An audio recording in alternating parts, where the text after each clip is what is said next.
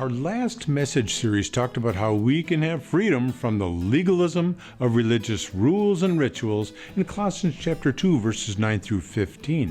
Next, in verses 16 through 23, we're going to take a look at the lures of legalism, which can lurch and lambast us with more lamentable liabilities. However, before we start taking a look at those lamentable lures of legalism, I'd like to talk about some realities that are very much apparent about legalism. The first reality is that we tend to think others are legalistic, but we're not. The truth is, though, we are all legalistic by nature. We tend to judge others by our own standards of what is acceptable and what isn't. So we just naturally tend to think our sins smell better than someone else's. The second reality is that legalism is highly contagious. The lures of legalism can spread like a bad virus through an entire congregation. That's why Jesus reserved some of his harshest criticism for legalistic list makers. And he says this in Mark chapter 7, verses 6 through 8. "You hypocrites!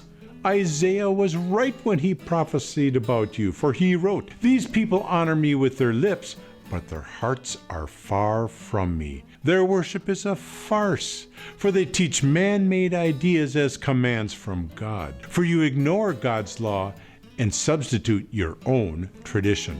In our next message, we'll take a look at a few more realities of legalism.